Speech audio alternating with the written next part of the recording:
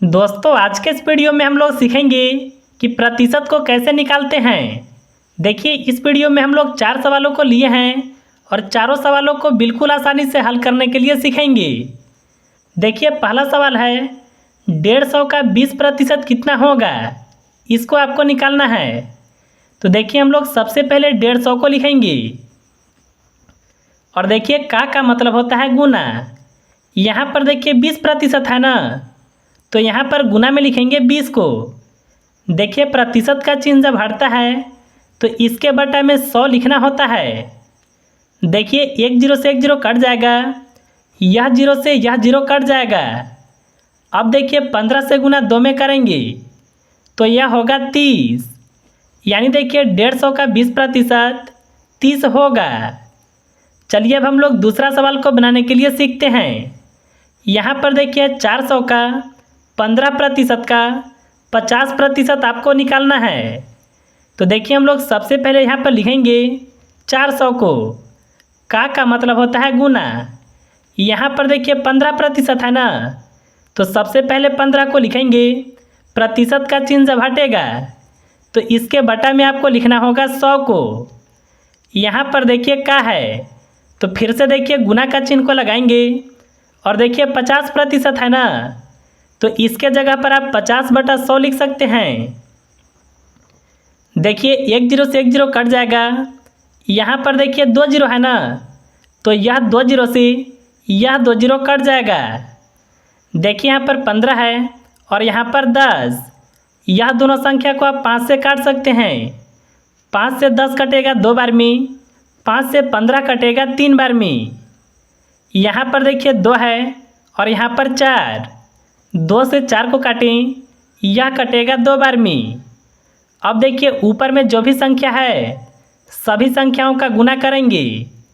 2 से गुना 3 में करें, यह होगा 6, 6 से गुना 5 में करें तो यह होगा 30। यानी देखिए 400 का 15% का 50% कितना होगा, तो वह देखिए 30 होगा। चलिए अब हम लोग तीसरा सवाल को बनाने के लिए सीखते हैं। यहाँ पर देखिए सवाल है 60 का कितना प्रतिशत 12 होगा। तो देखिए हम लोग सबसे पहले 60 को लिखेंगे, का मतलब होता है गुना। यहाँ पर देखिए कितना प्रतिशत है ना, तो यह हम लोग को नहीं पता है, तो इसके जगह पर हम लोग मान लेते हैं कि x% है। किसके बराबर होना चाहिए, तो वह देखिए 12 के बराबर होना चाहिए। अब देखिए इसको आपको आगे हल करना होगा। सबसे पहले लिखेंगे 60 को, यहाँ पर देखिए x है, प्रतिशत का चिन्ह जब हटेगा तो इसके बटा में लिखना होगा 100 को, और इसके बराबर में देखिए 12 है। आप चाहे तो यहाँ पर संख्या को काट सकते हैं। एक जीरो से एक जीरो कट जाएगा, 2 से 6 कटेगा 3 बार में, 2 से 10 कटेगा 5 बार में।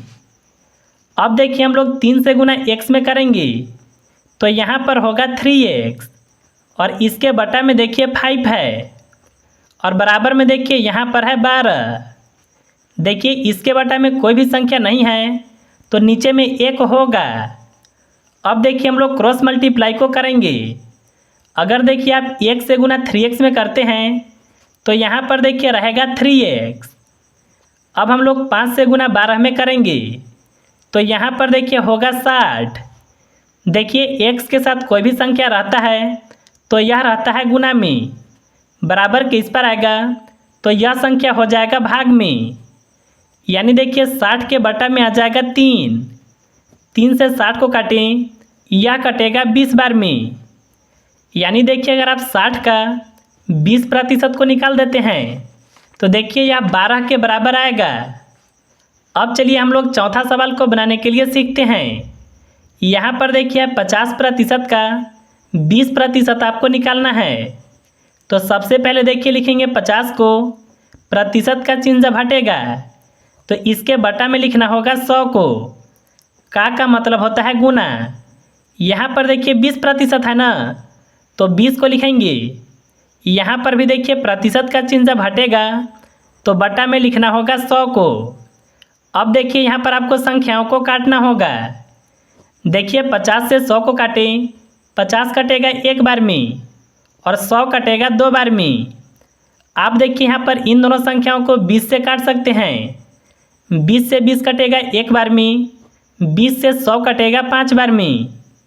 देखिए 1 से गुना 1 में करें तो ऊपर में रहेगा 1, 2 से गुना 5 में करें तो यहाँ पर होगा 10।